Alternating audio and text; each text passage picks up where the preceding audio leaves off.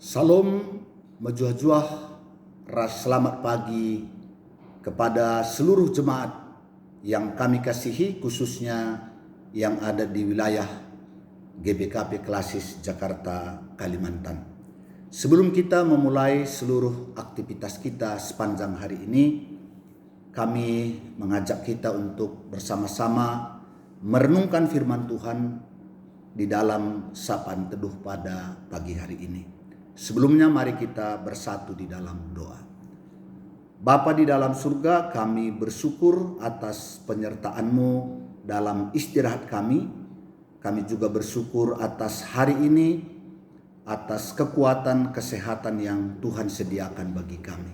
Sebelum kami melakukan segala aktivitas kami, terlebih dahulu kami mau mendengarkan kebenaran firman-Mu.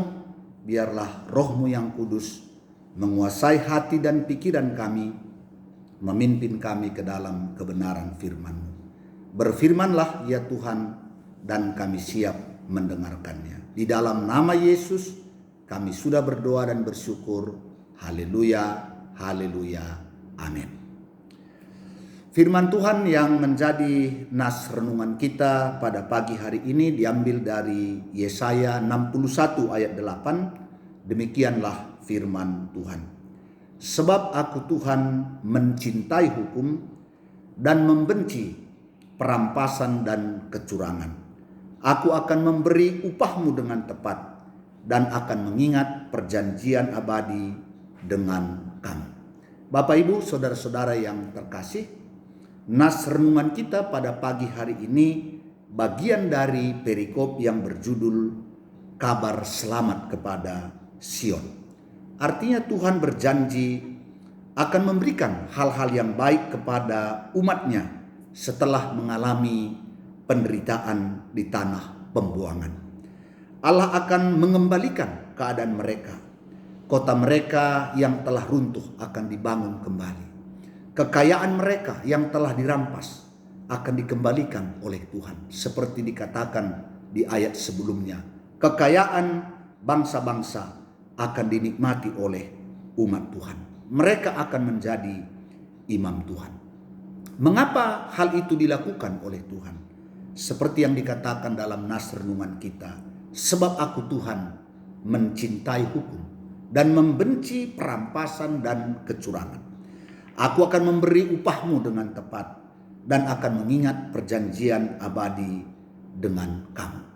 Apa yang dapat kita renungkan dari firman ini? Yang pertama, Tuhan menegaskan bahwa Ia adalah Allah yang mencintai hukum. Hukum tidak pernah dilepaskan dari keadilan. Artinya siapapun yang berbuat kejahatan, siapapun yang berbuat dosa, pasti akan dihukum oleh Tuhan. Demikian sebaliknya, mereka yang melakukan yang baik dan benar akan diberkati oleh Tuhan. Demikian juga hukum berbicara bahwa orang Israel telah menjalani keadilan Allah, penghukuman Allah di tanah pembuangan, dan itu genap 70 tahun. Dan setelah itu Tuhan akan mengasihi umatnya karena mereka telah menerima keadilan Allah. Demikian juga bangsa yang menekannya, bangsa yang menjajahnya, pada waktunya juga dihukum oleh Tuhan. Dan yang kedua, Allah membenci perampasan dan kecurangan. Itulah yang terjadi pada umat Israel. Ketika bangsa Babel menyerang mereka, harta kekayaan mereka dirampas. Dan bangsa yang kuat itu melakukan kecurangan kepada orang Israel. Dan sekali lagi Tuhan mengatakan bahwa Ia membenci perampasan dan kecurangan. Sehingga pada waktunya bangsa Babel dihukum oleh Tuhan. Dan kemudian kerajaan Persia dan Asyur mengalahkan kerajaan Babel. Kemudian yang ketiga, aku akan memberi upahmu dengan tepat dan akan mengikat perjanjian abadi dengan kamu. Bapak Ibu saudara-saudara yang terkasih, demikian kita tahu bahwa pada waktunya Tuhan memberikan kembali berkat-berkatnya kepada umat Israel yang setia menantikan pertolongan Tuhan atas kehidupan mereka. Dan Tuhan mengatakan bahwa Dia akan mengikat perjanjian abadi dengan umatnya. Artinya bahwa dia akan tetap menjadi Allah mereka. Dan umat itu akan dipelihara, dikasihi oleh Tuhan, menjaga dan memberkati kehidupan mereka. Bapak, Ibu, saudara-saudara yang terkasih, apa yang dapat kita renungkan dari firman Tuhan pada pagi hari ini? Yang pertama, bahwa Allah yang kita kenal di dalam Yesus telah memperkenalkan kepada kita bahwa Dia adalah Allah yang mencintai hukum. Artinya siapapun yang berbuat jahat, siapapun yang berbuat dosa tidak akan terlepas dari penghukuman Allah. Siapapun yang melakukan perampasan, siapapun yang melakukan kecurangan tidak akan terlepas dari ganjaran Allah. Oleh karenanya firman ini memanggil kita untuk selalu berbuat baik, untuk selalu melakukan hal-hal yang benar, untuk selalu melakukan hal-hal yang adil. Apakah kita atasan terhadap bawahan kita?